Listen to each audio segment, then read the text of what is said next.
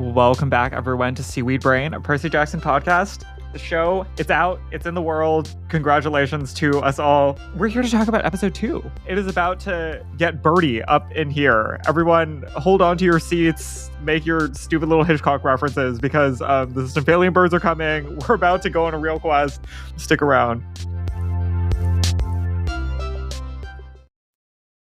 This podcast is brought to you by Carvana. Carvana makes car selling fast and easy from start to finish. Enter your license plate or VIN and get a real offer in seconds, down to the penny. If you accept, Carvana will come pick up your car from your driveway. Or you can drop it off at one of our car vending machines. Either way, you get paid instantly. It's fast, transparent, and 100% online. Car selling that saves your time. That's Carvana. Carvana. Pickup fees may apply. Introducing Meta Ray-Ban Display, the world's most advanced AI glasses. With a full color display built into the lens of the glasses, it's there when you need it and gone when you don't. Send and receive messages, translate or caption live conversations, collaborate with Meta AI, and more. Be one of the first to try Meta Ray-Ban Display. Visit meta.com/Meta Ray-Ban Display to book a demo and find your pair. Welcome back, everybody, to Seaweed Brain, a Percy Jackson podcast. We began the show back in 2020, and we are still doing it. We couldn't be more excited to talk about Season 2, Episode 2. I'm Erica, joined as always by my co-host, Carter. Hello, Carter. Hi, hello. And today we have honorary third Seaweed Brain podcast host, Sophia Rains, joining us. Welcome back, Sophia. It's so good to be back. Sophia, tell everybody the title of some of your incredible essays you've written on Substack about Annabeth Chase in Percy Jackson, the television show. Part of this world, because I'm a Little Mermaid fan, and then I wasn't prepared to be listing them at this quiz style. Yeah, I made you do it because I should have put it in the outline and I forgot to. I'm so sorry. But yes, my Substack as a whole is called Analysis Paralysis. I have taken a pause from the Annabeth thing to get a PhD in One Piece studies, but I am returning to that shortly.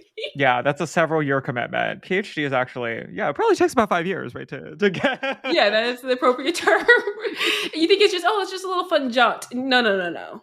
It is a 5 to 7 year commitment.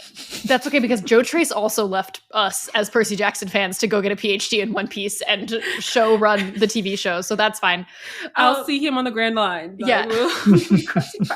Sophia is an expert in Annabeth Chase and Leah Beth, and so I was very happy to be able to coordinate Sophia coming today to specifically get to the final Percabeth conversation of this episode. I feel like this episode is so jam-packed, and we're going to be just like doing this entire analysis, just trying to get to that final conversation between Percy and Annabeth, because that is the most important, like for us as Seaweed Brain, the podcast that seeks to answer the question, is Percabeth the greatest love story ever told?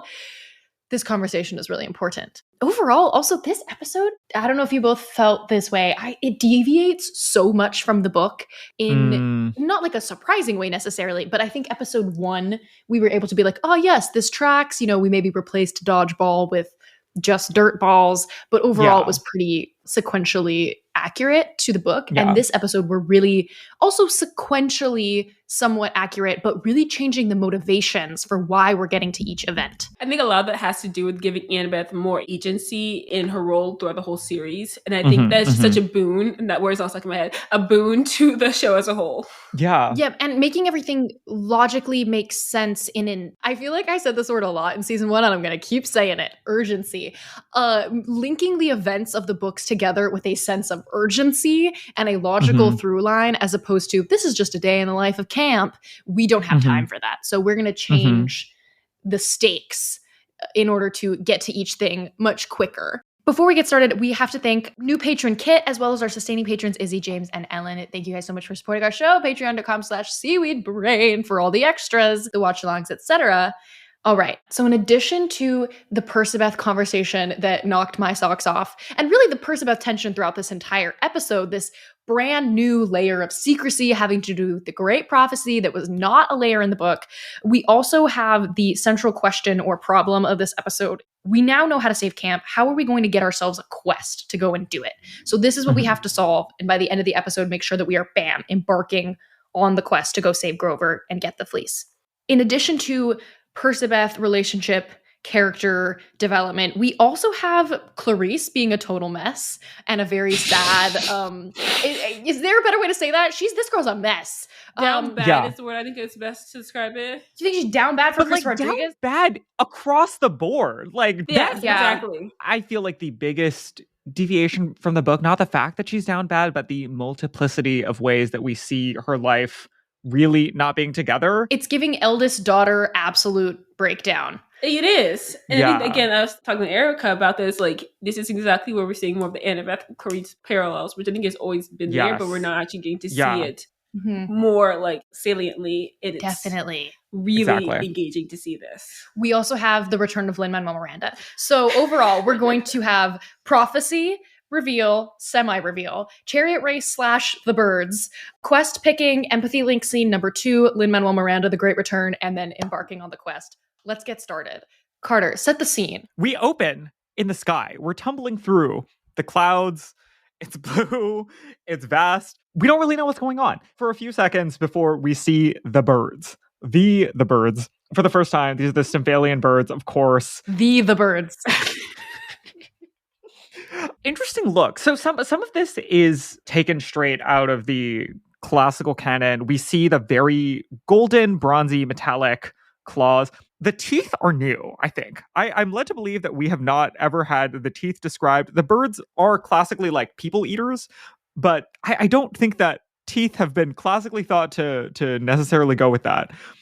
They're like tiny, sharp, strange looking, like a gharial almost. Their eyes were beady and evil looking, their beaks were made of bronze, and judging from the yelps of the campers, they must have been razor sharp. So yes, I believe the teeth is an addition. That is the classical description that like a regular corvid, which they're clearly modeled after. It's just shark beak, but they do have teeth. Okay, knowing birds. That's how you know we're old. We're getting into bird watching. I live in a place where there are several flocks of ravens just about.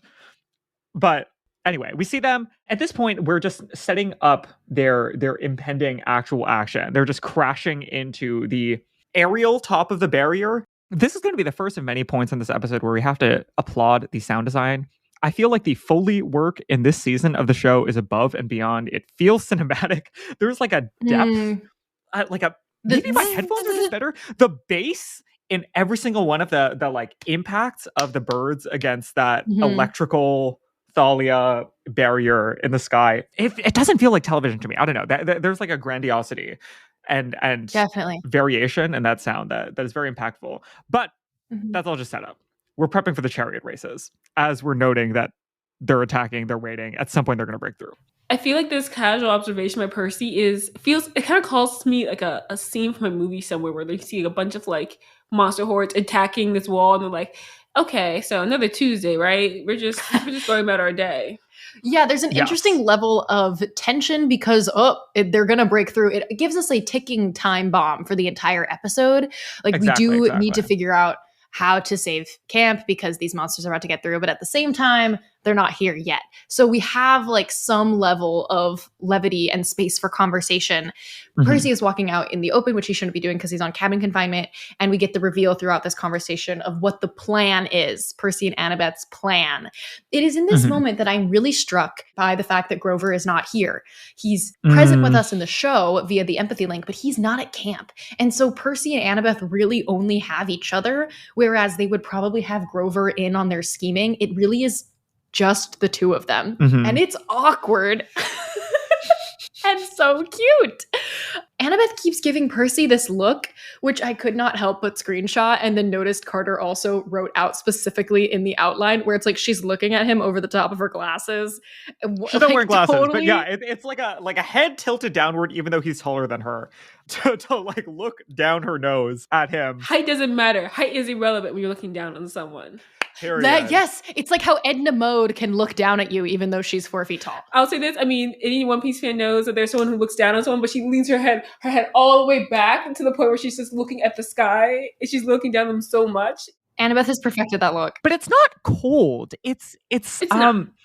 How would I describe it's exhausted. This? It's exhausted. Yes, exasperated. It's a little bit familiar. Yes, yeah. Played out in the dialogue, the brilliant, absolute Emmy Award-winning writing of Percy, Annabeth, Keep it simple, guys. You don't need to do anything more than that. That was one of the best moments of this episode. And he responds with a cadence that is almost like dad joke adjacent. Yes! She's so tired of him. They just reunited and she's already exhausted. Percy has some great Persassy lines, like getting in trouble is like breathing for me. I'll just be here, awaiting punishment. I gave great distraction was my favorite. I give great distraction, yeah. It becomes clear that this is a distraction so that Annabeth can sneak into Chiron's office. So we're trying to get Tantalus out of the office so that Annabeth can get into Chiron's office, presumably to find a drachma so that she can call him. Because, again, we got this set up from episode 1 that nobody has any drachmas. And it's a recession. It's hitting hard in Camp Haplet as well. Oh my god, so it is 2008 is what you're saying? So that... I don't think that's true. Impression was that she was supposed to be trying to find his address or something. I was a little bit confused by why we have to go into Chiron's office, because presumably somebody else at camp has money, or like definitely Hermes. Like she finds this envelope labeled Chiron and then she doesn't open it. I do wonder if that will come back. Yeah, I hope so. I hope so. Chekhov's gun has to go off, right? Chekhov's Chiron's envelope has to be opened at some point. Although, does she take it with her? We'll watch that space. The most important thing, though, is that as we're looking for the drachma, which I'm assuming is the reason why we're here, we locate some cassette tapes and a cassette player. Now, someone who's young, tell me, we obviously changed this from a record player from the book. Are they like selling cassette tapes at Urban Outfitters now? Is that where we are? Oh my god, are you kidding me? Yes. It's a different retro cycle. Even bands are selling them online. It's become a whole thing. Bands are selling them online. K-pop companies are like literally selling you the cassette player with the album. They're like, if you want the retro package, we'll give you photo cards, we'll give you a cassette player because we know you don't own one, and the cassette tape for you to not use because you were digitally streaming this. I do see the vision, though. I do kind of want like a little Walkman that I could carry with me on the streets of New York. No, but a Walkman makes more sense. Because it's a CD. Wait, y'all, what came first? CDs or cassettes? Cassettes. Okay. But no, but that's why it doesn't really make sense. Like the record retro boom made some sense in the fact that there is literally an analog sound quality that you can achieve through that technology that is different and superior in at least some axes to even highest quality digital sound. Cassette tapes are technologically strictly worse. It is just bad compared to literally everything that came before and after. When she like picked up that cassette tape and was like flipping it around, which also happens to be the song I Love to Dance the Polka, I thought she was going to use the plastic of the cassette tape to make the prism to do the iris message. Yeah. Like you thought she was going to unspool the tape. Yes. In the closet, we also have a little book nod to the orange jumpsuit 001 that Tantalus wears in the book. And there's a Wanted poster, which I thought was so diva of him to bring a Wanted poster of himself to camp. Yeah, it is. I agree. It's pretty slayful. Yep. And so then we iris message with Chiron. And this is maybe our first big we were wrong about this prediction. The party ponies do make a subtle appearance. They made the cut. They're in the background. I also have to shout out in general across this episode, the background audio work. It's not just the Foley. It is like a lot of extras. Unnamed characters off screen are doing some great things that are making the audio cut in just the right levels and in just the right flavors to give us that good taste. Because Chiron is at the club in Miami. He's at the club. He is on at the club beach. In Miami. I want to shout out. Am I allowed to say it really is giving Gunkel Chiron? Like more so than ever. I think that this feels like Gunkel Chiron. Not that straight older men can't be at the club. They can't. But according, I'm no, saying they can't. it. I'll say it. You don't have to say that. I'll attribute that to myself. Straight older men don't be at the club. Are you Eric Adams? Like, grow up. Be real. Yeah, the party ponies were at the club. So I was shook. I think we're all probably reeling a little bit from this change of the Great Prophecy, which to me, one of the biggest things about this is that this reveal here means that Annabeth didn't know about it in book 1. Yes, in season 1. I was thinking about that. I was thinking because my understanding of it in the books, my recall, she's known about this since she was like 5 years old. She's known about it from a young age in the books. Yes. And she found out about it. Like part of the core book detail is that basically she is curious, sticking her nose where it doesn't belong, and she finds it sort of by accident instead of Chiron saying, you are basically my favorite. I'm going to entrust upon you this horrible responsibility of knowing this information and trying to basically serve as my like wet blanket emissary. Yeah. It makes sense because, again, we're trying to take like coincidence and just like accident out of the plot for more like Mm. logical urgency. Significance. Yeah, and weight. significance. But also the idea that Annabeth was stalking Percy in season 1, not because she thought he might be the child with great prophecy, but more so just because, 1, he would be the one to bring on a quest, and 2, because, as Andrew would say, they like vibrate on the same frequency in a way that like neither of them really even fully understands. Like Mhm, something mhm. draws them together. Okay, no, that's a Percibeth additional change. I kind of think I prefer this because I feel like otherwise, then it feels like then she's just the relationship feels a little more exploitative because then she's almost like she's trying to get in on this great prophecy. Right. And instead, the relationship that is exploitative is that between Chiron and Annabeth. I said something nice Interesting. about Chiron. I said he felt like a gunkle to me. Now I'm going to say something mean.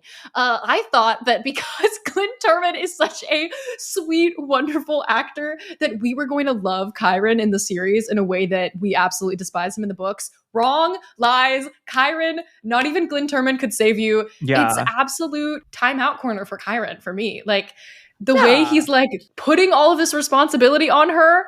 I mean, guys, this is the same guy who's led many heroes to their deaths. Like, I feel like I kind of feel like, correct me if I'm wrong, that the media, like audio-visual media, has less room for actual effective mentorship and adult figures in these sort of child adventure stories than books. yes. Do we disagree? I feel like the problem of why aren't you stepping in, why aren't you doing better, is bigger unless they basically patently disqualify themselves, which I feel like Chiron is essentially doing in this moment. We are never going to like him. We are never going to trust him. Really, after that. I mean, like, no, we're never going to like him. We're never going to feel like he is a credible advocate for all of the campers' best interests after this moment, right? Yeah. He's taking himself off the board and saying, I'm a referee, I'm a cop, I'm doing what the gods need me to do instead of caring for children. My understanding was that he was put on this leave, or was this? Yes, in the book, he is like taken out because somebody has to be responsible for poisoning Thalia's tree, and they're like, maybe it was Chiron, or maybe Chiron knew about it, and so therefore we like have to remove him from the premises, as opposed to what we learned in episode 1 straight up, that he was removed because he's a son of Kronos. John Steinberg told us that he doesn't like to write scenes between two people in which one of them is wrong. And so I kept thinking to myself, Chiron can't just be straight up a fool in this moment. So does it make sense that Chiron thinks we should delay the prophecy? I don't really understand. I think that the reading that we're supposed to have is that Chiron is an overwhelmingly cautious person, and that the most cautious thing to do is to keep Percy sheltered, train him, indoctrinate him, low-key, harder before he's out in the world. I can kind of see that.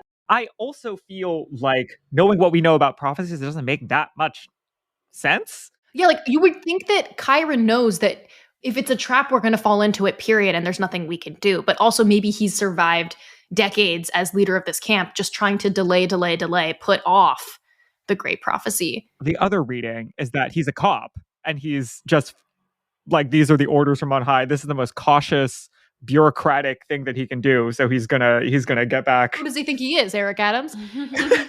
I don't know if it's my place to mention the other aspect of the great prophecy, which you will come to learn more towards season 3, is that Percy's not the only option we have. That's what I'm thinking. With the tree and he hears about the fleece, I'm thinking now there's like potentially another player on the board, and maybe it's to minimize access. Imagine if Chiron was actually thinking 8 steps ahead and he was like, right now, this child could either be Thalia or Percy, and he was trying to make sure it wasn't Percy. I'd be like, are you kidding me? Make it Percy.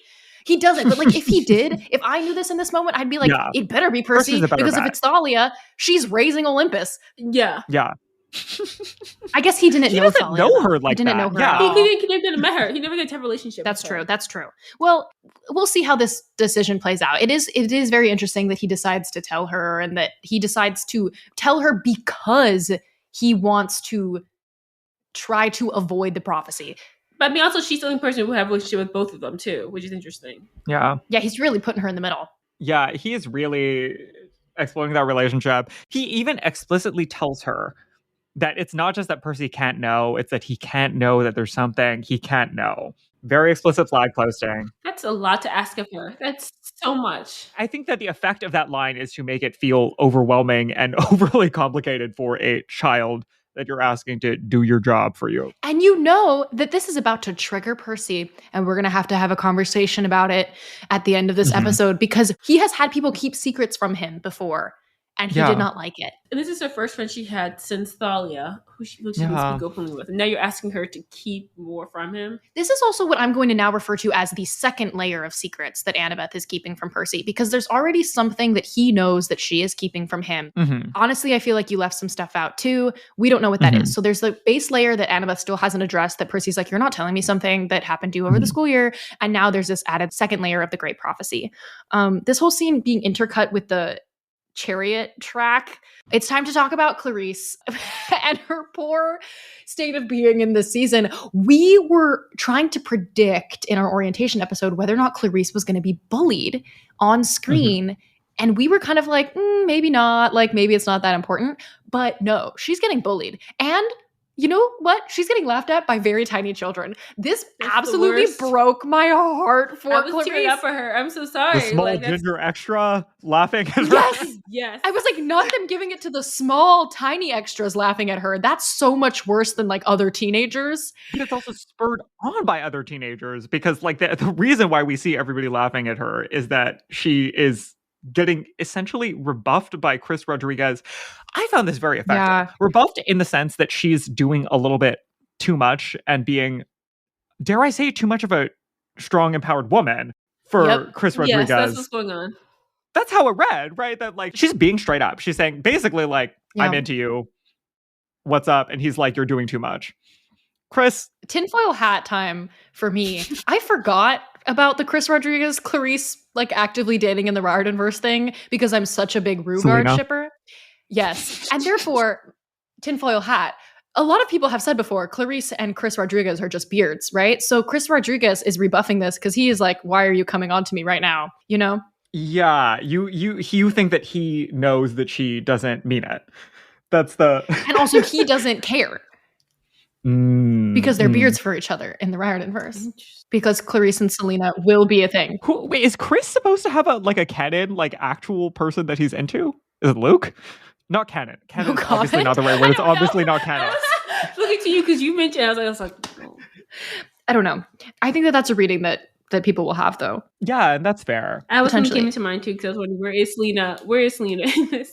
I think what we're getting out of this, though, is sympathy for Clarice. Sympathy for Clarice, and also an understanding that people in the world don't particularly share that sympathy. Yeah. And that she's like a little bit too much for people.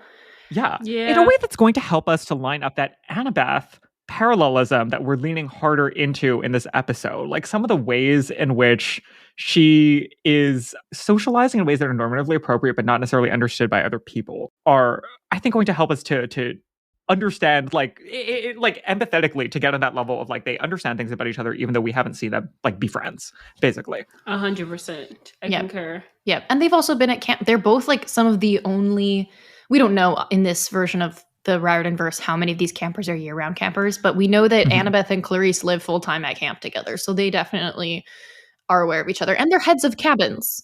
Yeah, exactly. Yeah. I will also say, doesn't it look like Percy is like getting his life from this? Yes, he's giggling. He's amused. I had to screenshot Walker's little derpy smirk in this scene because he's used to Clarice like stomping on him, and so he's loving the chance to laugh at her. Reversal of fortune. She looks at this and she thinks that she's getting made fun of, but I don't think that's what he's doing, right? Like he's genuinely like tickled to see this side of Clarice. Yeah. I think, honestly, I was telling you, because I think that he thinks it's cute. I don't think he's laughing at her of malice. I think it's just like, oh, that's... Agree. I don't think he's like, this is embarrassing for you. I think he's like, ooh, Clarice has a crush. Like a young little brother. Yes, definitely. Yeah. Very that. Yeah. And then we have the whole distraction sequence with the camp rules and the little camp rule book. We did see this prop on set, and it is full of actual rules. Yes. Really fun, like writing. I think we took some pictures of it. I was really happy for Percy. For him and his pedigree to be able to pull out that rule book. Obviously not because he's read it, but just because he like finally had a team up that lets him, like throw the rule book at somebody. Shout out to him. He's not going to get to do it again. Yes, Persassy teaming up with somebody who knows the rules. My favorite line in this scene was, "You think you're smart, don't you?" And Percy says, "Not really, no." Oh, we should also say that he's trying to like get people to sort of. Do you feel this? That it's like he's also making a political end run. He's trying to like loudly get the other campers to also support him on this quest. Definitely. Which is going to be a fun thread to watch. Yes, I would assume that was Annabeth's idea. Okay, so we're done with both of these scenes. We have a Percabeth conversation in the stable. Fun fact, they built actual functioning horse stables for this chariot race set. Yeah, you had to put the horses somewhere between takes. Yes, they still smelled of horse when we were there. Yeah, that's the realness. Once again, we have liar Annabeth back, which is synonymous with just trying to be a normal, chill, cool girl Annabeth.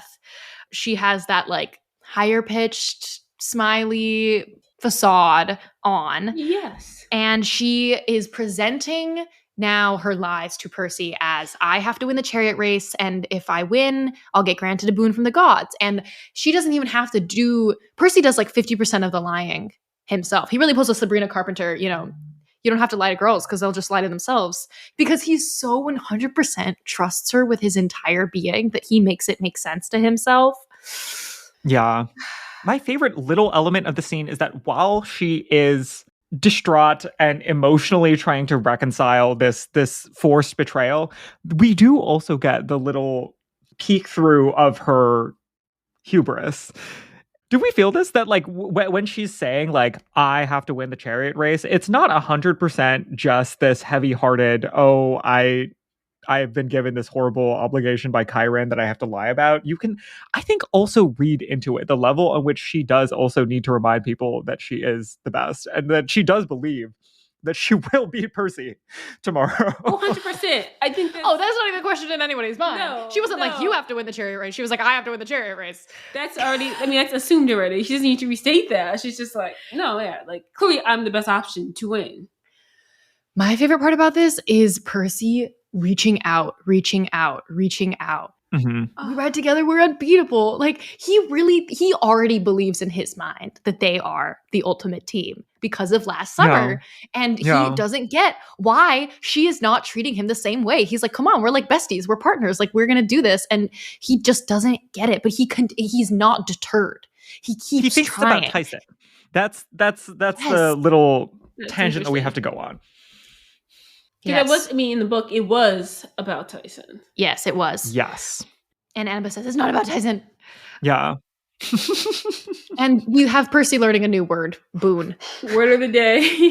That felt very old school, that she's defining this word for him and he is internalizing it as another axis of relationship. As we fade out, he says boon, boon. Yeah, he's trying to like learn from her. Yes, he's saying boon, boon, and the chariot falls apart because #keep Percy pathetic season 2. And then there's a commercial break. Let's take an ad break here. Adobe Acrobat Studio, so brand new. Show me all the things PDFs can do. Do your work with ease and speed. PDF Spaces is all you need. Do hours of research in an instant with key insights from an AI assistant. Pick a template with a click. Now your prezzo looks super slick. Close that deal? Yeah, you won. Do that, doing that, did that, done. Now you can do that with Acrobat. Now you can do that with the all-new Acrobat. It's time to do your best work with the all-new Adobe Acrobat Studio. Everyone wants the Emirates NBA Cup. And things are heating up. 30 teams started. Bang! But only 8 have advanced to the single elimination knockout rounds. To survive, they'll have to be hungry, relentless, ruthless. Are you kidding me? They all want the cup, but only one team can claim it. Who will capture the cup? Emirates NBA Cup semifinals, Saturday on Prime. All right, interesting little conversation with Tyson as we prep for the chariot race and get him on board.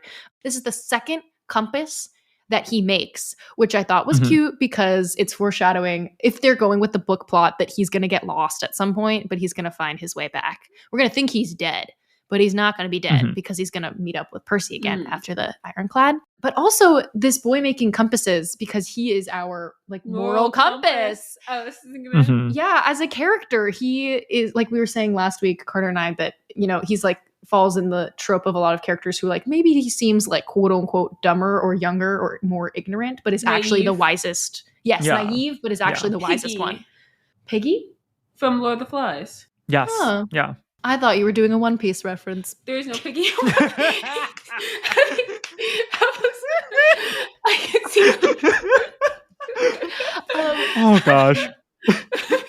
Other thing, okay, thank you. I'm trying. Other thing that I was, my ears pricked up on here is this Percy being a little bit concerned about Tyson writing a letter to Sally. My first thought was, "Don't steal my mom.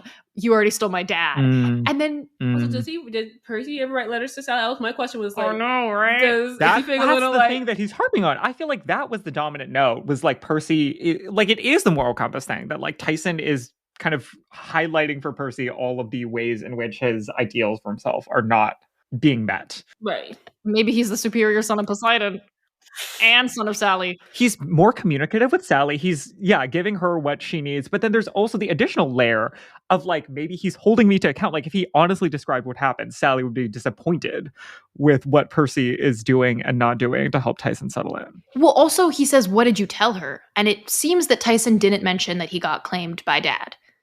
So also, when is Sally going to find out that this is also a son of Poseidon and she is now raising 2 of his children? I think she kind of already knows. That is what I was wondering. Do you think she already knows? Do you think she knows enough lore about mythology that she knows that this Cyclops I mean, she was reading her son these Greek myths to bed. I think she understands the Cyclops have some relationship to Poseidon. I can't believe she's raising 2 of his kids. I cannot believe it. He better have sent that drachma to her. I swear to God. Where is the child support? Poseidon. Where is the child support? That drachma better have been one of hundreds. Toby Stevens, I'm coming for you. Toby Stevens, I don't care if your collar is popped and you have a British accent. You need to pay your child support. Is there like a child support bounty hunter in the Greek universe? I feel there has to be. The god of hunting down alimony. I know Zeus is at the top of his list. So true. Also, something I remember that Tantalus is a child of Zeus. Yes. Fun layer. Correct. All right. Off of Walker's absolute shit-eating grin of being able to break the rules again. It's time for the chariot race. When we say that this is one of the most intense set pieces, the amount of actual logistical coordination and preparation that went into this. Mind-boggling. For a children's television show to have dozens of actual horses actually performing a chariot race with Greek chariots, which are like, not to get too into the weeds on this, but like the whole idea of a Greek chariot, as they describe in the book, is that they're really bad technology. They're not safe. It's really easy to fall out the back and get severely injured. I mean, you see kids later on with like injuries. Yeah, everyone gets beat up in this sequence. Yes. Like, a cover over his eye, like clearly people. Stymphalian birds and chariots Real combined. horses, we like built an actual working track that horses can actually go around with working stables. Full costuming for like hundreds of extras. We will have an episode with Eli, the stunt coordinator, who we talked to on season 1, to talk to in depth about this chariot race coming later this week. But it is truly mind-boggling and easy to, because you're so dropped into the world of the show, like not consider what a gigantic feat of television making filming this was. Yeah. It is also long. This sequence is so long. It goes on. And it has so many different parts. There's multiple instances of combat while in the chariots. We get different shots that they set up separately of Percy and Clarice crossing swords, of Tyson yanking somebody out the back. Starts off like with jamming the wheel of someone's. Yes, we straight up nuke the Hephaestus chariot. Custom chariot builds for all of them so that we can have the Hephaestus steampunk and the Ares extendable spikes. And so we can have Beckendorf in the steampunk goggles. Stand in Beckendorf. We also have, in addition to custom chariots, custom armor that we didn't get to see in Capture the Flag. Yes, we do. Different per cabin. There's a laurel design on the top of the Athena helmet. The helmets are even different. The shapes of the helmets. We have a one-eye helmet for Tyson. Inclusivity. Yeah. And we have gorgeous colors because we get to finally play more on the little set deck motif we saw during the Capture the Flag sequence in season 1. If you'll remember that really colorful bridge with all the different pieces of fabric tied on it. Now we know that each of those colors corresponds to a cabin, and we get to go further into the absolute incredible marketability of different cabin merchandise based on color. And all the kids in the stands have colorful flags and hats based on what cabin they're rooting for. It's all. They also have like chariot hats too. Have you seen that? This one was wearing a chariot hat. Yes, they have little The paper hats folded to look like the custom chariots for each different cabin as like spectator accessories was such a funny touch. Yes.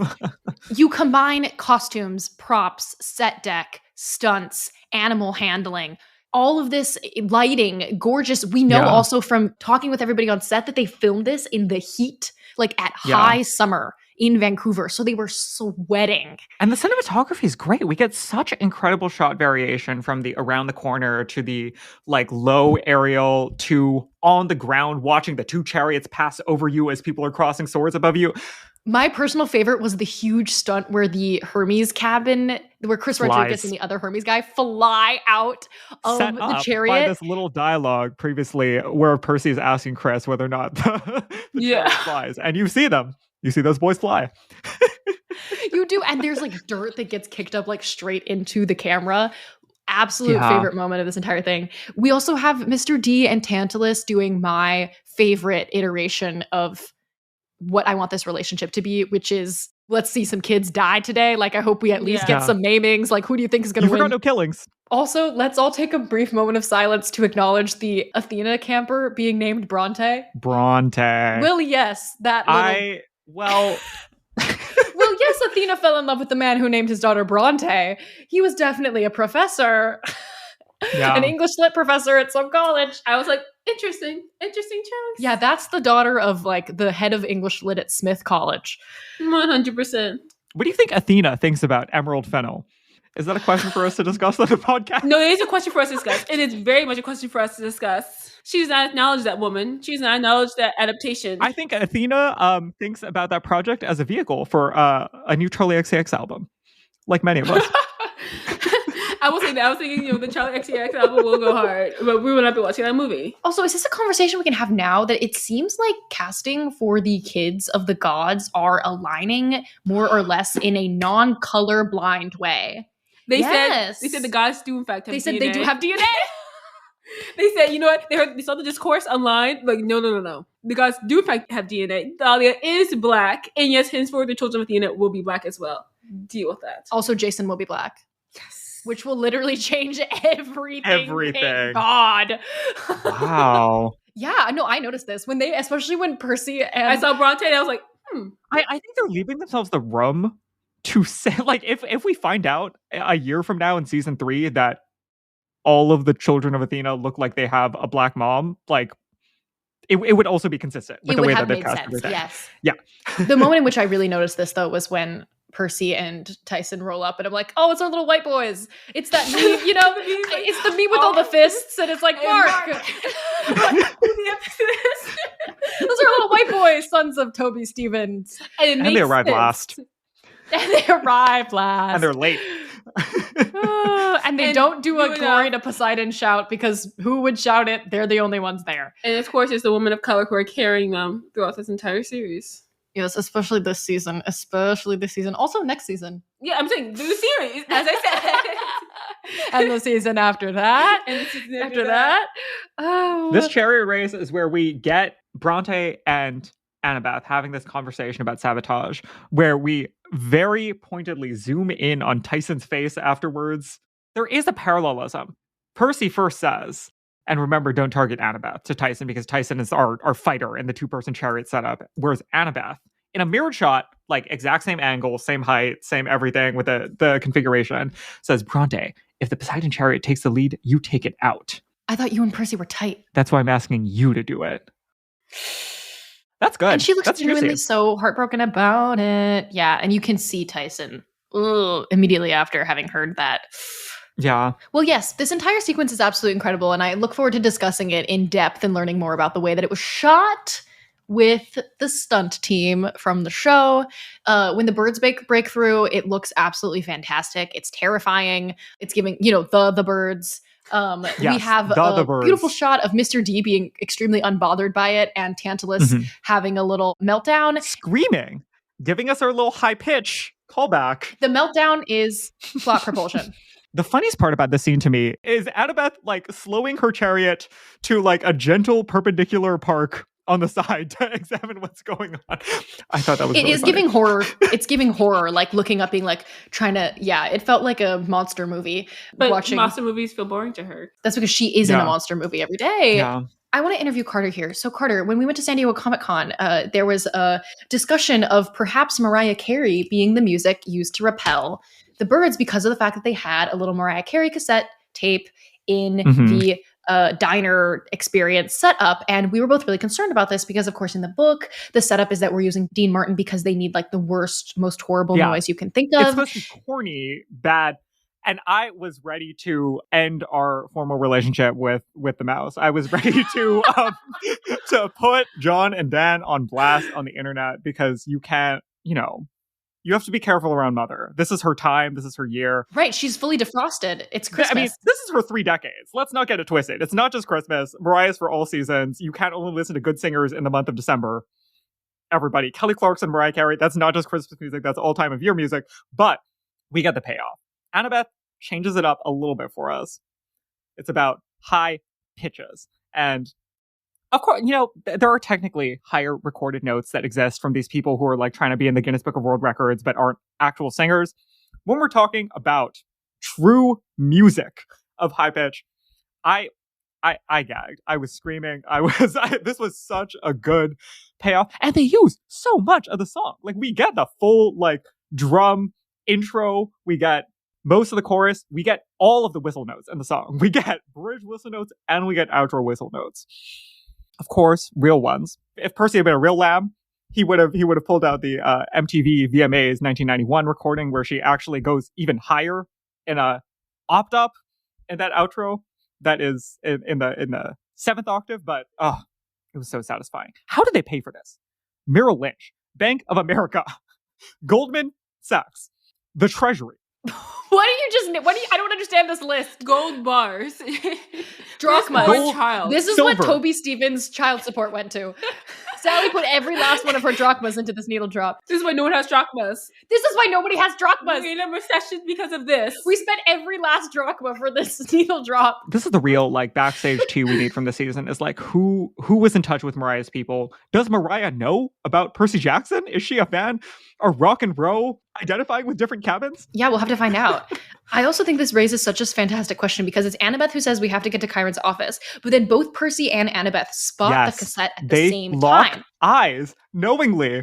Is Percy a lab? Yes, that's definitely Percy knows Mariah Carey, he knows Ball. But Annabeth, who famously doesn't know anything about pop culture, but was raised by Chiron. I'm telling you, she's got black uns somewhere in Frederick's house or Chiron. I'm telling you. I wasn't concerned. She was raised by mortals until age 7. She knows who Mariah Carey is. Like that exactly, wasn't, I was not worried about not being a lab. Aunties. Exactly, she survived 7 Christmases. She did survive 7 Christmases. You're so right. She knows the gospel of Mariah Carey. So, come on now. Okay, I think that's a really good point. Thank you for answering that question. Have we done a Say Anything mention also? Like, it's not just that we're playing the Mariah. It's like we're layering the references. We get the full slow zoom out shot of Percy holding that cassette tape over his head, looking extra small and childish. John Cusack. My favorite thing about this shot, though, is that as Percy holds the stereo, Tyson holds the giant horn. Yes. And Annabeth stands there and oversees, which is a really nice moment of the 3 of them teaming up, kind of like willingly for the first time as a little questing trio. And Grover, being replaced by Tyson in this dynamic. Like, humanoid-esque monster. Nature spirit. Yes. Are we not going to talk about the birds? The birds TM. Yeah, let's get a Hitchcock take. How similar is this to the film, The Birds? The Birds. The Birds. Film. Chaos, yes. Music, not present. Wait, they didn't have Mariah Carey in The Birds? She would have ended The Birds. That's the problem. She couldn't have been in Hitchcock's The Birds because the boom would have been over. They would have fled from her magnificence. Subplot about two people forging a romantic connection. Yes, check. Okay. Yes. I do think it was really funny that right afterwards they immediately switched the music from the like very upbeat, joyous emotions into the grim, it was giving the birds orchestral scoring Yes, to it did. reflect that all the campers are injured and limping and everything got And that's destroyed. the juxtaposition. So funny. Hitchcock would have been proud. Yes. Hitchcock would have been proud. I feel like all that's missing was the Mr. D or Tantalus in like a glass phone booth Yes, we need a trying to phone like booth. call for help.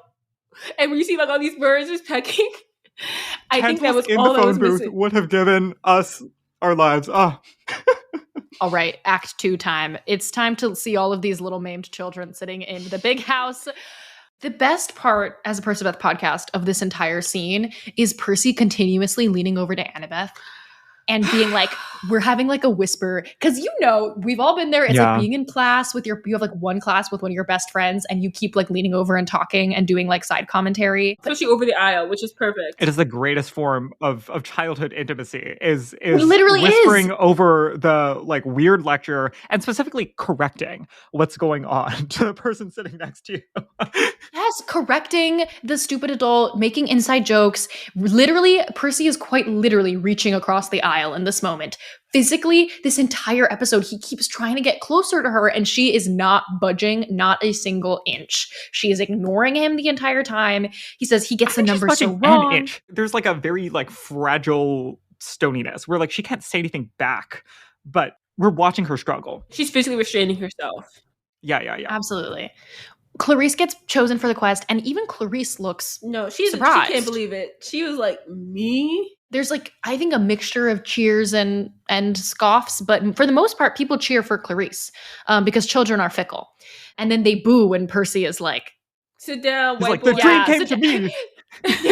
They go, sit down, Jackson, and you can hear it, and it's so Yes. unbelievably satisfying. That one sit down, Jackson, just made my entire life. I cannot express enough how much texture it gave the scene that like we can hear the extras and we can see like all of these kids crammed in together into what is basically a living room. It gave the realness. It took me there. It like Especially the kids on crutches.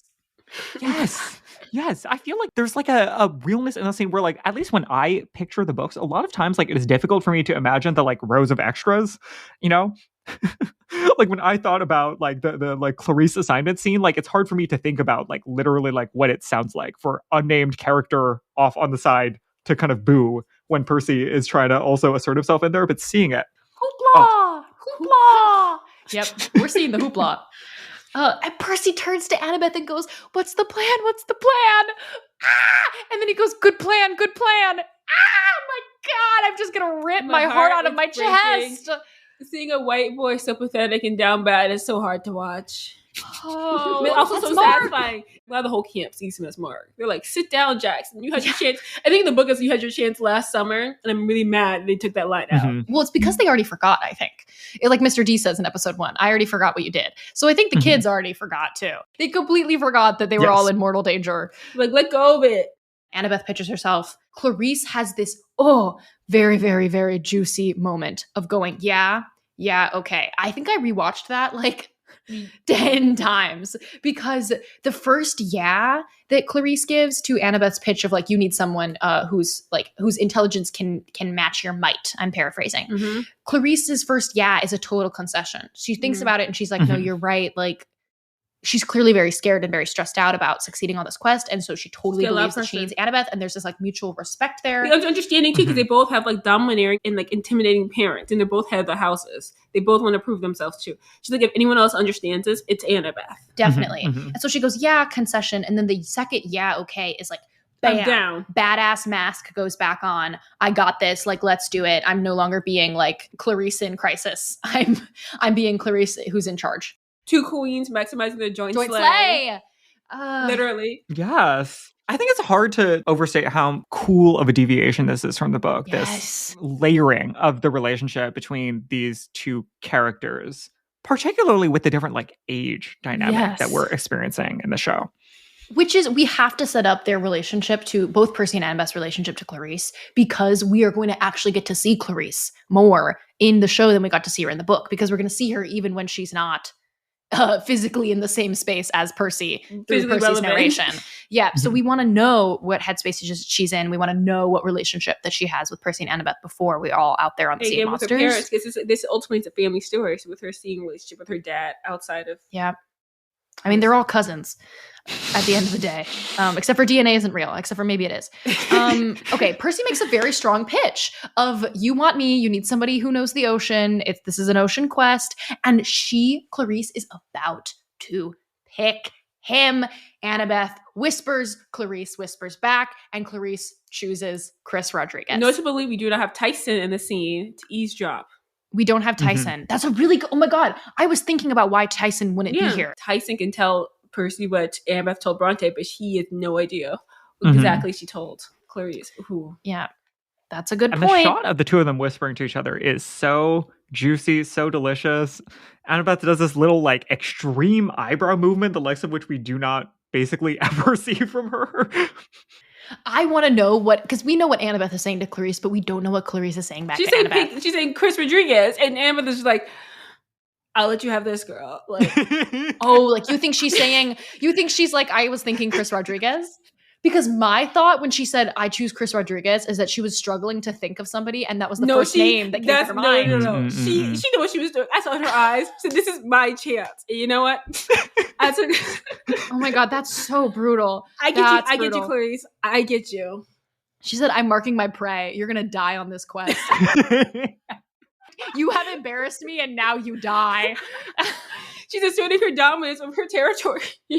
This performance is so fascinating because Annabeth, like, really, like, you see such a sharp vacillation for her between this, like, when she's talking to Clarice, looking very, like, in the zone, conniving, she's at work, versus, like, immediately afterwards looking very stressed. And Clarice, on her side, looking, like, really, like, confused, concerned, and, like, impressionable. Like, the fact that Annabeth is able to, like, snap it, and the fact that she's able to consider Percy after this whole time, where, like, she kind of, like, it doesn't seem like she generally has that much admiration, respect, closeness for him. That I think that's more personal. But as a daughter of war, she should understand, like some military tactic of having Percy. I think that's what it is, that she, like, feels so confused that she doesn't feel like she has the, like, wherewithal or the confidence to, like, push back against that. And she's like, okay. Because she's not picking. It's Annabeth picking. Yeah. It's because this is her quest, but she's not even in the driver's seat. I think that that's an insecurity that it makes sense for Ares campers to have, that their father is the god of war, but Athena is the goddess of strategy, and that they have might, but they don't have the tactical mind. They don't have the acuity to, like, to make these strategies. Yeah, if I was Clarice, I'd be terrified. I mean, that's why it makes sense again why she was, like, with Annabeth, she was so relieved. And immediately stronger once she has Annabeth by her side, and, like, calmer. Honestly, those two working together, I want to see them more. I mean, just them whispering back to each other is such a great dynamic. And I'm like, the girl talk, I'm like, it's just, again, two queens maximizing their sleigh. It gives us just that little bit more from the book where we are, like, I don't think people would have imagined what their dynamic and what experiences they might have had together would have been like based on what we see of them in the book. But now it's not that much more, but it's enough to give us that taste and that strong suggestion of this, like, whole relationship that they definitely would have had. If you think about it, they've been probably like rivals in these, like, capture the flag games for a long time. They must understand each other's styles a bit of strategizing and combat. Rivals who understand each other's styles and probably have, like, faced similar adversities in life at camp. Yes. The year-round campers and women of color. I know that Camp Half-Blood is diverse, but you can't take away the relationship that they have as, like, two. They're still in America. Color. Yeah. They're still the United States of America. They're still growing up in America. Yeah. Like, that's not going to ever change. Yeah. They have a bond that certainly Annabeth is never going to have with Percy. Mark. Yes. Mark.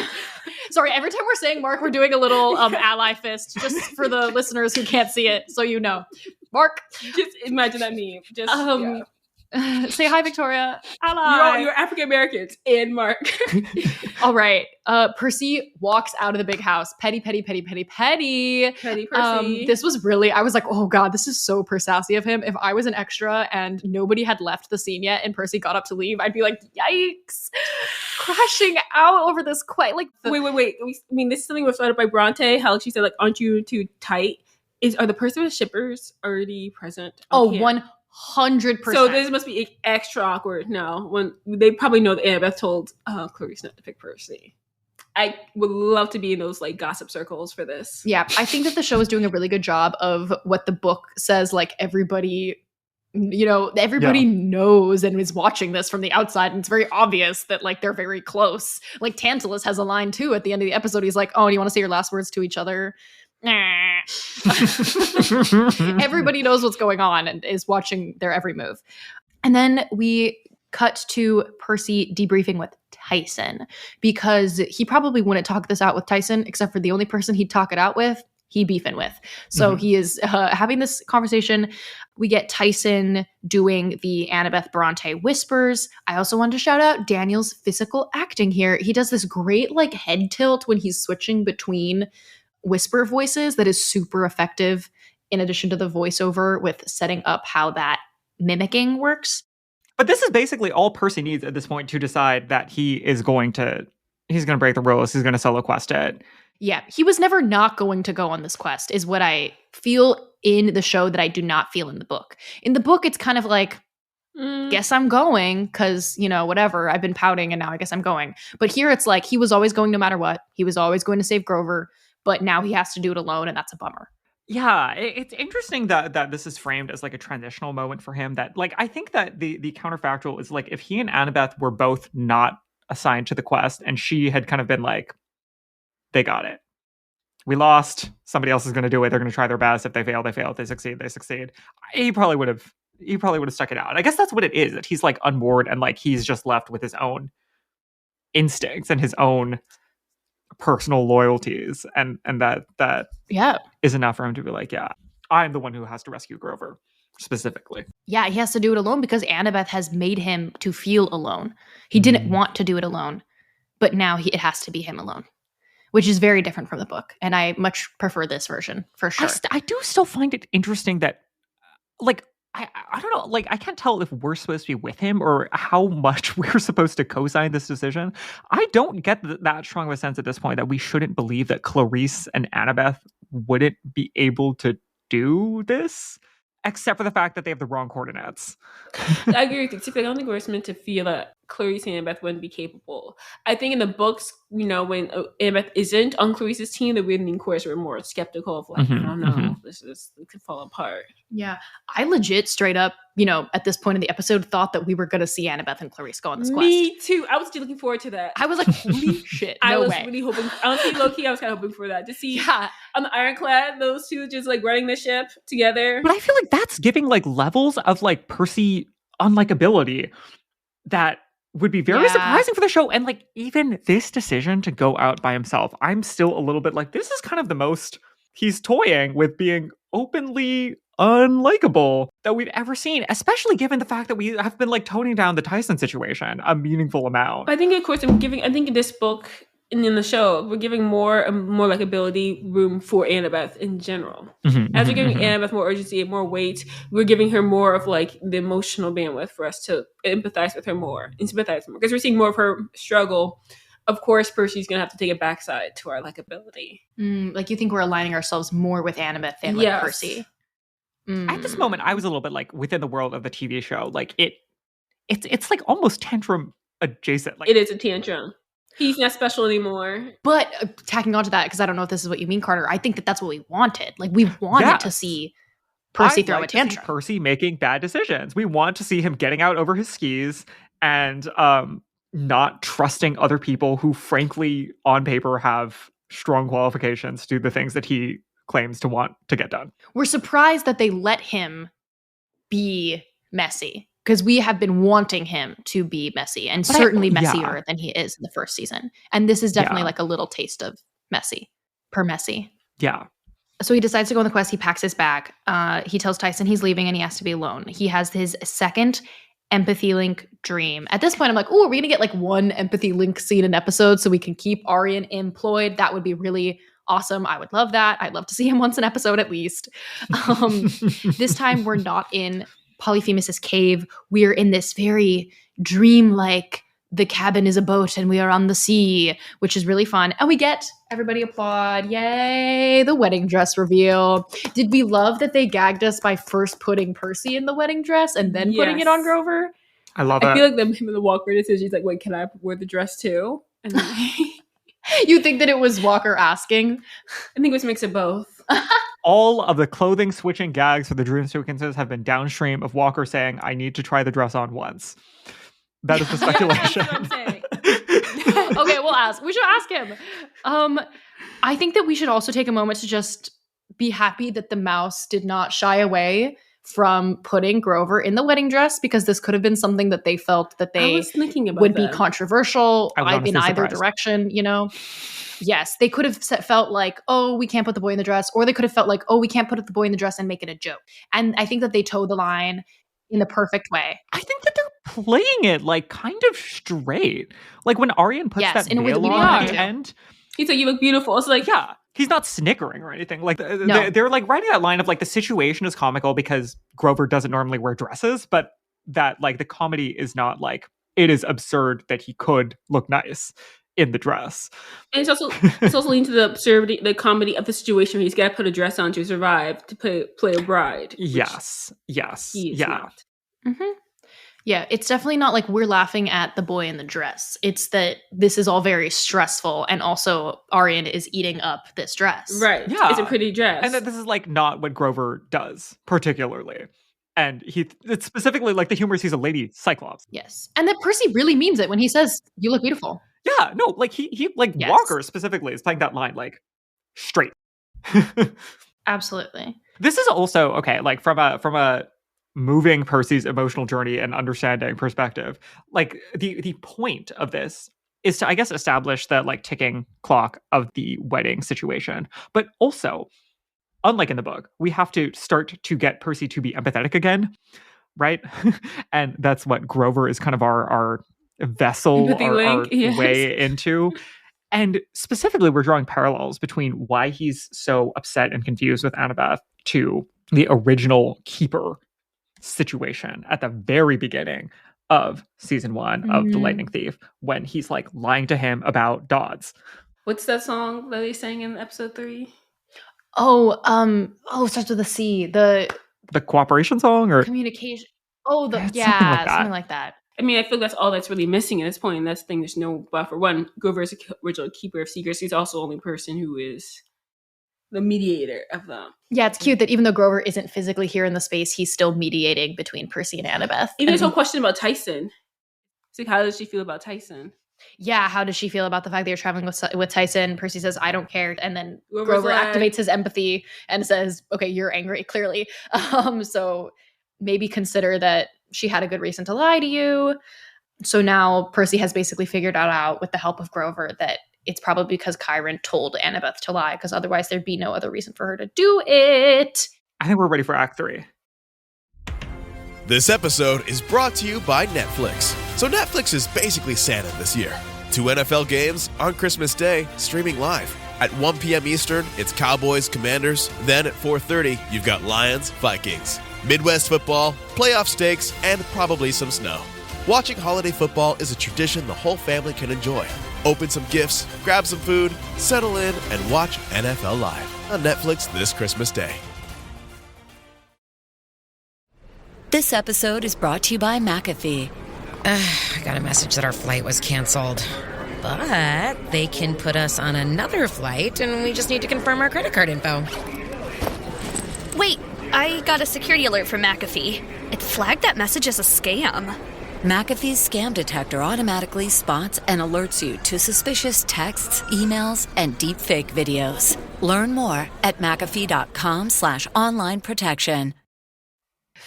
We start with epic Percy monologue to his father on the beach. Sophia made a great note about the physical setting that we're in here. Yes. So is it that British Columbia is beautiful? No, it's that everything is foggy. Oh yeah, everything's foggy, everything's murky. The water blends into the fog, and I think it's a perfect encapsulation of the emotional atmosphere. Like everything is confusing, nothing's clear in Percy's mind, emotion for sure, and grayscale as well. Oh, grayscale is beautiful. Oh. Yeah. Give me a sign. He's basically saying, I'm going to do this, and I'm just asking you to stay out of my way. But like in a less aggro way. Mm-hmm. Well, I had nothing to know about this scene. I was wondering, like, I asked her, like, do you think that he chose this scene, this location, not just because it's a bay, but it's also where Poseidon first claimed him. And he's thinking this is a site that Poseidon will respond to him again. Mm-hmm. Because it's not like he's necessarily going to, like, step foot into the water and swim to the Sea of Monsters. I don't know what his plan was, like, but he did want to come here to talk to his dad before he left. Yeah, there's this very nice shot of him sort of like sticking his hand into the water too, to sort of like physically commune. Moana style. Very that, very that. Yes. And you know what? Lynn shall make his second appearance. No Poseidon, but we do get Hermes. He said, I'm not your father. Yeah. Am I crazy for noticing really specifically that there's more facial hair than there was in season 1? And what it does for me as a viewer is makes him seem more like Lin-Manuel Miranda. Yeah, well, it's more like, I don't know. I also thought that this was just going hand in hand with the fact that there are some very obvious allusions to the fact that this is literally Lin-Manuel Miranda throughout the scene. You know, we're doing wordplay, we're doing puns, we're saying out loud that he's the god of liars. Well, I invented the liar, but some thief stole it. But why harp about it? Get it? Poseidon is not the god of excessive verbosity. Percy says you're the god of, like, writing musicals about American history and rapping. So it does feel like there are these specific nods to it being Lynn. Can we have Walker do that ADR, please? That's not what he said. I thought that's what he said. I was so surprised that they gave him the line, what happens in Vegas is the reason for half the kids in the Hermes cabin. Miss Mouse is really letting people... They know the age demographic of the viewers for this show. They know it's not mostly children watching it. I mean, like, obviously, like, all of this is, like, whatever. Like, you could, standards and practices approved. Like, it's not like he's saying anything that would give anyone information that they didn't already have about childbirth or whatever. But I was surprised. But that's something an older cousin would do. They would just say something completely inappropriate. Yeah. Oh, for sure. Notably, rest in peace to Georgia and Martha for not making Absolutely. I know. Thank you for bringing that up. We knew in our hearts that there was no way that they were going to be in this scene, but we mourned them anyway. This is actually the biggest loss we have ever had. This is truly in book to screen adaptation history. I don't know if I could ever emotionally recover from this. No rats for George, I guess. Rest in peace, George and Martha. We say your names. Well, okay, we have that. It's intercut with Annabeth going to try to find Percy. This was big for her. The fact that this is big. It's meant to mirror the scene in episode 1. She's going to the door, she's knocking, she's trying again to have a private conversation. Mm-hmm. Specifically after that, like, it basically didn't work the first time. The amount of defensiveness she would have had to work through to get to this point. Wild. But Percy, of course, isn't there. No. And I want to know, what was she going to say? What was she going to say? Was she just going to say goodbye? Was she going to say, hey, before I leave, I want to tell you I had a bad time at school? Was she going to be like, actually, there's this thing I tell you, but I can't tell you what it is? Like, what was she going to say? Was it just goodbye? What do you guys think? I think it was going to be the beginning of what she ends up saying to him in the episode, which is basically like, about school. No, basically like, I am sorry, like I have been given this terrible responsibility and I'm just going to need you to trust me that that we should still be friends and that I'm still, like, we're still teammates. I just have to do this horrible other thing. No, I agree. No, I think that's completely. She's not going to first open up completely about her school experience. I feel like that's something she wouldn't have released outside of extenuating emotional circumstances. But I do think she would be practical and try to, like, apologize for not picking him, and maybe suggesting the other way he can be helpful at camp. Mm-hmm. Tyson also says, thanks for coming by. It's pretty creepy in here all alone. I can't handle this. If Daniel Diemer doesn't stop breaking my heart on every single line, I'm not going to make it to the end of the season. Like, I need him to blow up on the Ironclad so that I don't have to watch this. I know I can't handle it. I don't have the stamina to handle more Tyson in every episode. We receive the items that we need, same items as in the book. This is where we actually get the sun situation, Yes. this exchange. Yes. He's my son. He hates you. He's my son. Percy realizes that there has to be an ulterior motive for Hermes being here right now other than just I'm the messenger of the gods. It's because he's here to save his son. Percy is like, unbelievable. He can't even get his own dad's attention for a second. Meanwhile, Luke is trying to tear Olympus down and his dad still cares. And Hermes says, he's my son. He hates you. And then Hermes repeats, he's my son. He's my son. The interesting note is that, like, Hermes says that I'm here for the same reason you are, to save your friend. I think it's interesting that Hermes considers Percy Luke's friend, and does Percy still consider Luke his friend, even deep down inside, because he immediately recognizes who he's talking about. Well, no, I think that Hermes intends to say, I'm here to help you save your friend, because he means I'm here to help you save. He's trying to make it seem like he means Grover, but Percy, it clicks for him when he says save, that what he means is Luke. Salvation versus actual saving.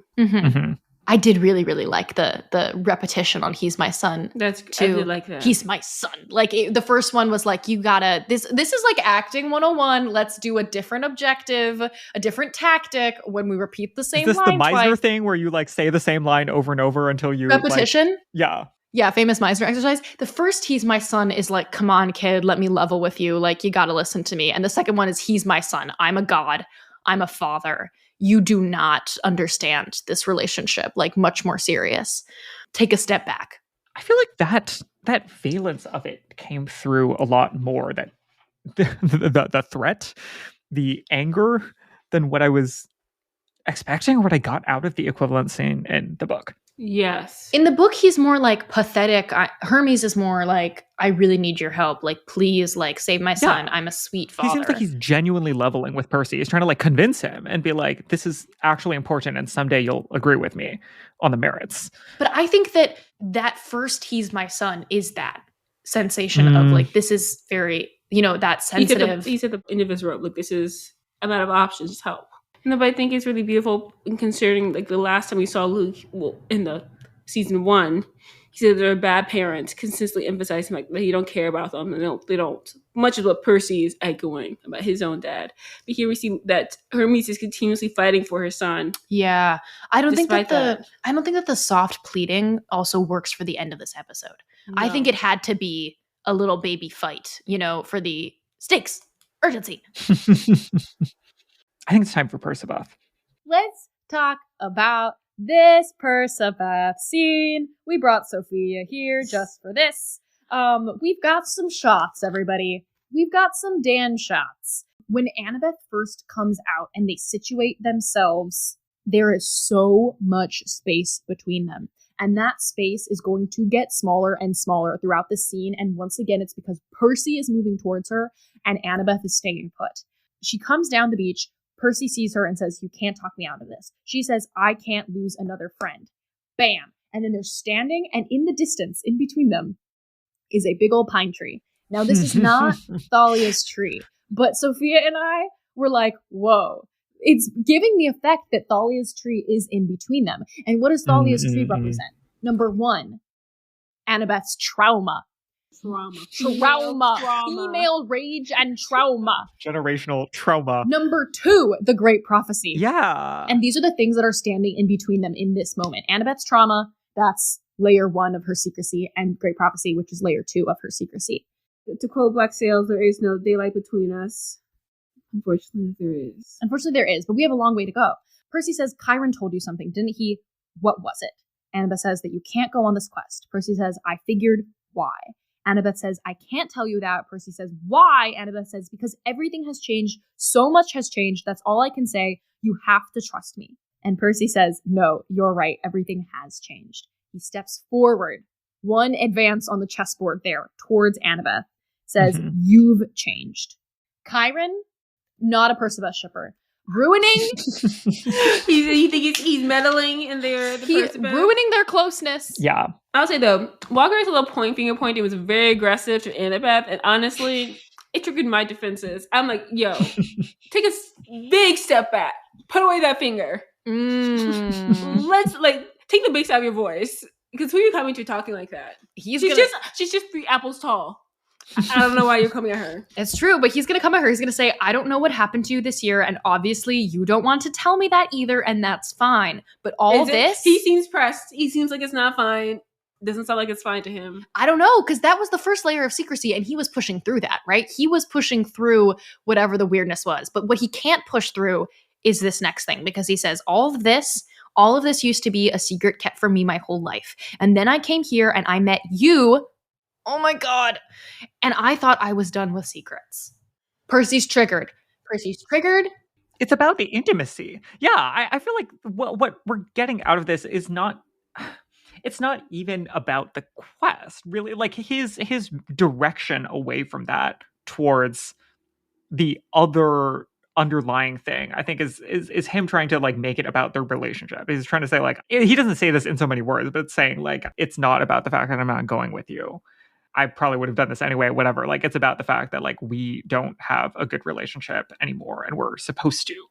We did all this stuff together. That basis needs to be there again. Yes, and I think it's so interesting that in the same breath he says, I came here and I met you, because for him, Annabeth is the world of the gods and everything that's right about it. They are completely linked. And so now he's at this point in his life where not only is his relationship with Annabeth all messed up, but his relationship with his dad is back to being messed up. His relationship with Camp is back to being messed up. Like, all of this is a mess. And this was supposed to be his safe place. He was supposed to be in a position now where he was like the hero from last summer, and none of that is working. And it's not working with Annabeth either, because they're the same thing for him. She is like a small representation of all of the good parts of his demigod life. I think a point we didn't really mention back that was brought up earlier in this episode was the fact that the reason why he chose Annabeth for the quest last season is because he didn't think they'd be friends, therefore he didn't think she'd be able to betray him.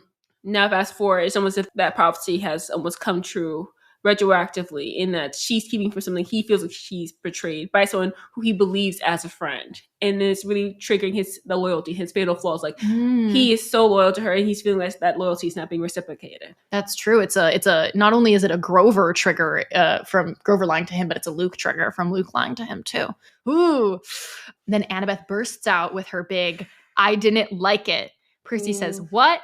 What are you talking about? And Annabeth says, do you want to say it with me, Sophia? Yes.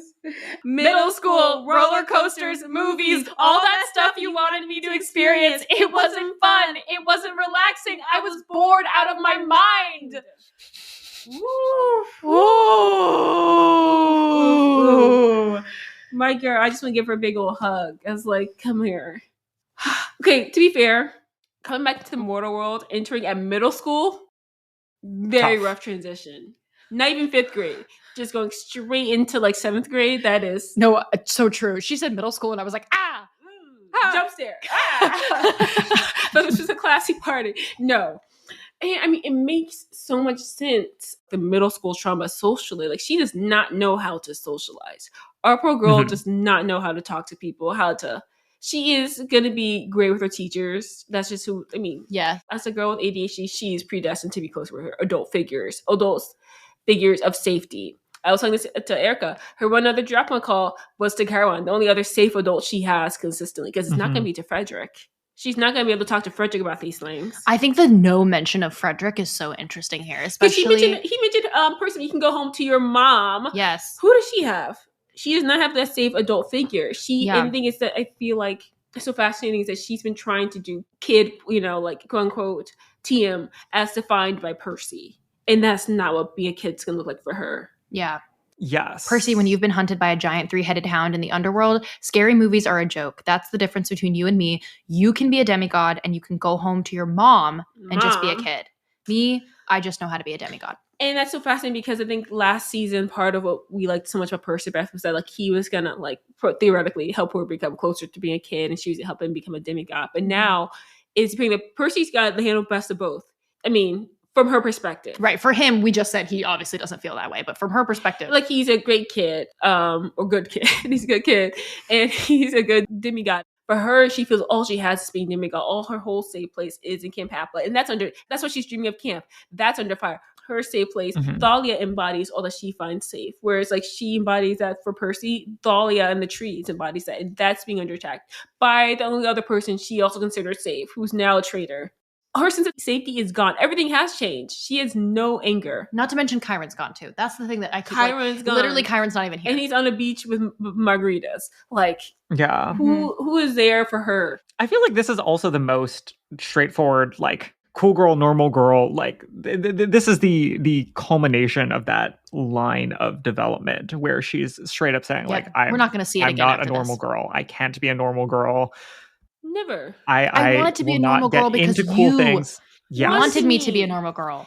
Exactly. It's just so hard because that's what she felt she couldn't tell Percy because she felt like embarrassed. She felt like she feels like she failed. Because I mean, she's so rigid. She thinks this is the way to be a kid. XYZ. And Percy defines that for her. This is also so hard for her because it's almost like in her mind and the way that she perceives the world as a little hubristic perfectionist who is always trying to please her mom. It's like Percy gave her a quest. Yes. To go out last year. He said, just be a kid. And she didn't succeed at that quest. And She so failed. for her, she is unbelievably disappointed in herself for failing. And she feels like he's going to reject her if she tells him rejection, this truth. sensitivity, dysphoria. I don't know how many times I have to say the Annabeth, but RSD. Someone just put a stamp on that girl and diagnosed her with that. And that's why she starts lying to him and she doesn't tell him about it in her letters. And she probably has the intention to never tell him any of this ever because she doesn't want him to know that she failed. Because I think that she thinks that Percy sees her as this like very capable human being. I mean, she doesn't imagine that. That's literally how he kind of like talks to her. And she doesn't want to be like, show this one vulnerable sense of failure, this one blemish. Yeah. She wants to be perfect in his eyes and in Thea's eyes. Yeah. The journey of watching her come to terms with, or like understand that it's okay to have this different perspective and relationship to the world, I think will be lovely to see. The area where I think it's going to be a harder lift to, I think we're still going to want to watch her form an earnest, authentic, positive connection with some aspects of the mortal world and of her humanity, right? Like, it doesn't have to be liking Jaws, but I think it'll be like a tough lift to watch them make that happen, especially through probably in some not insignificant part the conduit of Percy, and to avoid the pitfalls that come with the visage of boy teaches girl how to appreciate good parts of culture, or something like that. You know, like I when know Sandy that changes. these are like, I think there'll be like thoughtful, smart people. Yeah. And like, we're not going to have Sandy from Greece. We're not going to have like Guy being like named 3 of their albums. But do you know what I mean? Like there's like a version of events where that could happen, and we're going to have to be careful, but I think they will be careful, and we'll still be able to get all the good juice out of that. In season 3, I think, but the question I had was like, what does being a kid gonna look like for Annabeth in a way that feels authentic to her? Because ultimately, I think that's just the question. And hopefully, I mean, with season 3, I think part of the answer has to be Thalia. The other thing is season 3 when she gets to spend more time with Thalia again, as like a end run around this. Exactly. Cheat code. Ooh. We take Annabeth here, right? Our girl with the fear of rejection, fear of abandonment, finally being pushed to the breaking point because she's lost everything and everything stable about her life in this moment, only pushed because of that to explaining and bursting out with what is really bothering her, and this thing that she is certain that Percy is going to now reject her because of. And what does Percy do? He turns around and he says, okay, fine. Like, who cares? Does that mean we can't be friends? Like, that is Percibeth. This exact moment, Annabeth freaking out and Percy going, I'm not like the thing that you have convinced yourself is a problem is not even remotely a problem to me. We can still be friends even though we're completely different. Because I don't believe that. He says, and that means we can't be friends? Because I don't believe that. I think when you talk about stuff, it gets less scary. So why don't you tell me about this other thing? And he takes another step. He takes another step forward. And Annabeth says, that's the problem. The more I talk about it, the scarier it'll get. And that's the end of our conversation before we get interrupted. I just want to say, I'm glad we have this podcast because you know what? Employed. I don't know about you, Carter, I'm feeling really employed in this moment. I'm feeling really employed. I'm feeling like we're super employed to talk about Percibeth and why it's the greatest love story ever told. Yeah. It is like his response is writing that line of being too emotionally mature, but it feels authentic for him that he's still struggling, and this doesn't resolve all of the issues, but that his first instinct would basically be to say, we're going to find a way through this. Like, you have to trust that we're going to figure it out if we just talk about it. I think one of the smartest things that this show did to help Percabeth set sail is build out Sally further and earlier. Because the more that we see of Sally and the more we know of Sally as a goddess on earth of incredible parenting and patience. Amazing patience and lessons, and the way that she takes in Tyson and what the things that she imparts on Percy from a young age help us to understand and conceive and believe in a Percy that is this emotionally mature and able to be there for Annabeth. Because if we didn't have these Sally scenes at the beginning of the seasons, I would be like, how's he getting like this? I don't know, a single boy like this. I don't know, one boy of this age. So, I mean, how do we go from you didn't like Jaws to this and without Sally? Yes. And Grover too. I don't want to knock Grover for co-parenting Percy into being an empathetic boy. And it's good that we got here because the concept, so much of it's so hard to get the juicy whispering to your friend type of adolescent early connection forming stories that aren't completely built around miscommunication as the engine of conflict and plot.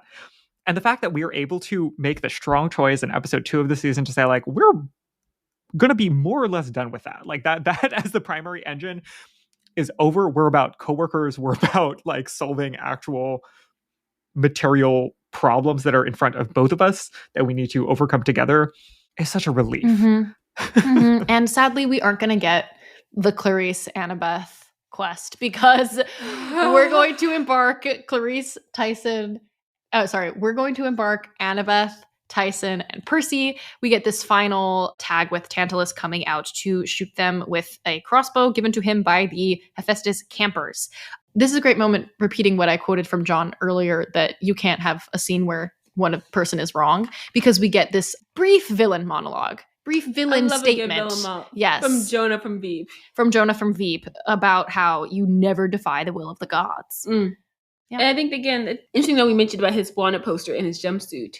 I mean, with a wanted poster that looks that cool with the whole clay pot design. So he doesn't hang it up. He kind of keeps in the back of his closet. Just almost this subtle reminder to himself. It's just never defy the will of the gods. You never defy the will of the gods. Yeah. He became a cop. I wear the scars of this on my face. I am haunted. I can't drink water. Which, again, is done so well. The pure physical bit of just pumping out the noise of a straw as he holds the cup. Oh, delightful. That was brilliant. That was brilliant, efficient filmmaking. We're off. It is time for some full nautical scoring with ascending lines. It's time for shaky cam because we're in a little raft. It's time for Percy and Annabeth to say, we're gone. We cannot go back. We're outlaws. We're on the run. There's also a note here about Rainbow. Would somebody like to expound upon that? Hippocampus? Rainbow? Not yet. It's in the credits, so we know that Rainbow will appear at some point. But Carter, was it you who said that the boat is a rainbow? Yeah. It's an homage, right? Probably. They're riding a rainbow-colored boat instead of Rainbow the Hippocampus. I'm surprised that for all of Percy's talk of Jaws, he didn't make a "we're gonna need a bigger boat" reference. Oh, wait. There's still time, though. There's still time? He could say we're gonna need a bigger boat at literally any time in this season. Maybe before Scylla and Charybdis. Yes, a true Jaws moment. Yeah. All right, we can't ever return. Now honestly, we're on a quest. Annabeth, I feel, would like Jaws, honestly. She would, because it's not just a scary movie. It's an examination of themes of man versus nature. And also, quite honestly, rooted in marine biology. I think she would like the movie. I'm screaming at the sentence, quite honestly, rooted in marine biology. That's crazy because there's a shark in it. No, You're insane. No. About Richard a scientist. Dreyfuss' character. Yeah, exactly. Richard Dreyfuss' character is a marine biologist who studies sharks. So we have a whole scene that's fair. explaining sharks and different sites and bites. You're right, Erica. So I'm wearing a Jurassic Park shirt right now. That's not that's rooted in mad scientists, not marine biology.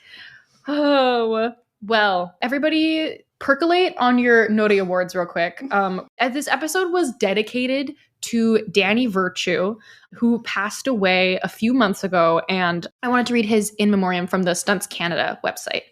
Danny Virtue, legendary stuntman, producer, director, and philanthropist, passed away last night at home surrounded by his family, loving father to Clay and Marshall, husband to Charlotte. He leaves behind a towering legacy in film, his charity work, and in his community. From co-creating the groundbreaking series Neon Rider to coordinating stunts on global hits like War for the Planet of the Apes and Jurassic World Dominion, Danny's artistry and courage shaped Canadian filmmaking and inspired colleagues worldwide. At his beloved Virtue Studio Ranch in Mission, British Columbia, he built not only a hub for productions, but also a sanctuary for children and animals through the Virtue Foundation, which for over 2 decades offered hope, joy, and excitement with A Day at the Ranch. Honored with the Peter Ustinov Humanitarian Award, Leo Awards, and the BC Creates Community Award, and most recently the King Charles III Coronation Medal, Danny was as celebrated for his generosity and compassion as for his professional achievements. As a Stunts Canada member, Danny was and will always remain an integral pillar to the stunt community. He will be remembered as a true pioneer, mentor, and friend whose impact will endure on screen and in the hearts of all he touched. Yes. Dan Schatz also made a very lovely Instagram post about him. And as it pertains to the series, the reason why they commemorated him is that he was like the horse trainer responsible for this very impressive one-of-a-kind chariot sequence. And it seems like a longtime friend, personally, of Dan Schatz and some other people who are affiliated with the show as well. Mm-hmm. So I'm hoping we can speak more on his legacy with Eli when we talk about the stunts for this episode. Yeah. All right. Last thing to do today is Noti Awards nomination ceremony. Would anybody like to begin? I mean, there's only one thing that I could possibly shout out for this episode, and it is for like greatest needle drop use maybe ever. Are you kidding? Absolutely. Everyone go stream some of Mother's works. Go look up the rehearsal for the SNL performance of Vanishing. Go look up recording of Breakdown. Here for it all. So Carter is the Noti Award nomination for greatest use of a needle drop ever. Greatest use of a needle drop ever and or mother of all mothers. Yeah. Great. And or mother of all mothers. Okay. Sophia? I say greatest use of an exasperated Percy. Well, I think comes after Percy's Jaws moment, because I feel like that's every girl who's talked to any major film bro at university. Percy. They said, like, have you watched Pulp Fiction? Have you watched Jaws? Have you watched Jaws? It's like, Percy. I was like, girl, I felt you. I felt you in my soul. Nice. So say that again. That's the Noti Award nomination for greatest exasperated Percy. Great. Greatest exasperated quote Percy as delivered by Annabeth. And for me, I'm going to say, I think, I struggled with this, but I'm going to go with Noti Award nomination for best popped B in the series on excessive verbosity. That will live rent free in my head for the rest of my life. One more time. Excessive verbosity. Very good. All right, everybody, stay tuned. We're not even gonna cover the post-credit scene, but we're gonna leave all the speculation up to everybody, because frankly, Carter and I have already seen the 3rd episode. So we're gonna leave that speculation up to y'all, and we will see y'all next week for watch long Wednesday night. Join our Patreon for more, patreon.com/seaweedbrain. Thank you so much, Sophia, for being here. And remember, it's not just us who think Perciveth is the greatest love story ever told. I too concur. It is the greatest love story ever told, and anyone who says it's not is a liar. And I'm not going to harp on that. All right, bye, y'all. Bye, y'all.